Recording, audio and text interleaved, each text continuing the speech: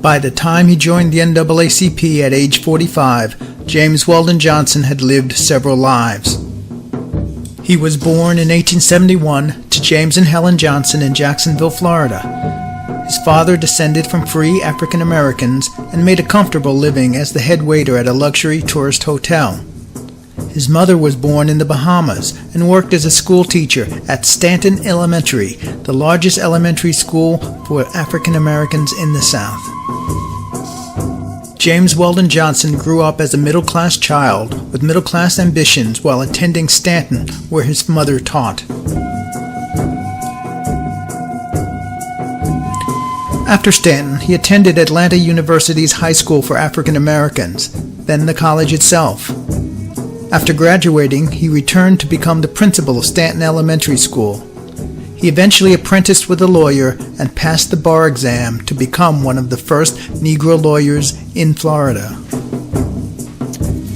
After meeting a light-skinned Negro journalist for an interview in a public park, he was surrounded by militia and civilians who mistook his meeting for a romantic tryst with a white woman. They threatened to lynch him, but took him to their commanding officer where the matter was cleared up. This experience convinced him to move to the North, where he and his brother began writing songs. He wrote the lyrics for many songs, including Lift Every Voice and Sing, that eventually became so popular it was known as the Negro National Anthem. While in New York, he met and married Grace Nail, the beautiful daughter of an important black family in Harlem. His work for the New York Black Republicans and his language skills resulted in an appointment as consul to Nicaragua and then as consul to Venezuela. He left the Foreign Service to return to New York, where he became a newspaperman for the New York Age, an arm of Booker T. Washington's Tuskegee machine. He also began to write poetry and a novel, The Autobiography of an Ex-Colored Man, which has become a classic. When Washington died in 1915, he joined the New York branch of the NAACP. Soon thereafter, the national office recognized his talents and invited him to become their field secretary to organize new branches for them. The creation is from my volume, God's Trombone, read at Columbia University, December 24th, 1935. James Weldon Johnson. And God stepped out on space, and he looked around and said, I'm lonely. I'll make me a world.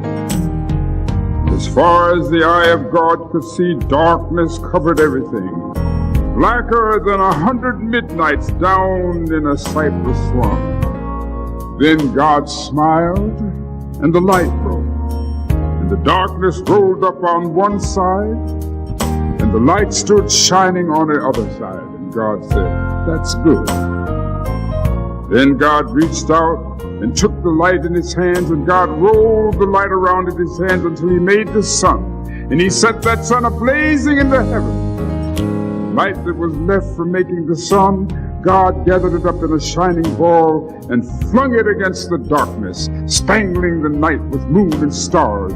Then down between the darkness and the light, he hurled the world. And God said, that's good. Then God himself stepped down. The sun was on his right hand, and the moon was on his left. And the stars were clustered about his head, and the earth was under his feet. And God walked, and where he trod, his footsteps hollowed the valleys out and bulged the mountains up. Then he stopped and looked and saw that the earth was hot and barren. So God stepped over to the edge of the world. He spread out the seven seas. He batted his eyes and the lightnings flashed. He clapped his hands and the thunders rolled. And the waters above the earth came down.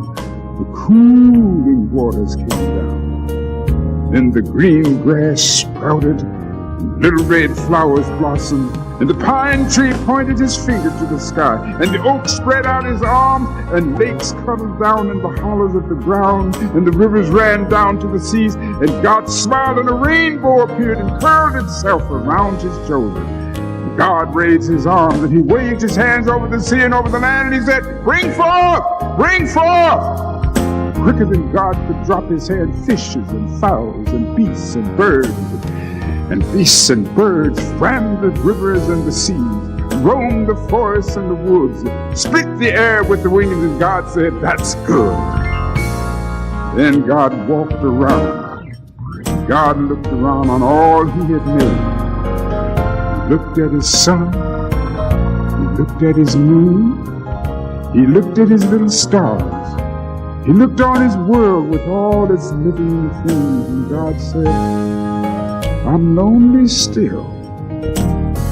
Then God sat down on the side of a hill where he could think. By a deep, wide river, he sat down with his head in his hands. God thought and thought till he thought, "I'll make me a man." Up from the bed of the river, God scooped the clay. By the bank of the river, he kneeled him down. And there the great God Almighty, who lit the sun and fixed it in the sky, who flung the stars to the most corners of the world, who rounded the earth in the middle of his hand, this great God, like a mammy bending over her baby, kneeled down in the dust, toiling over a lump of clay, till he shaped it in his own image.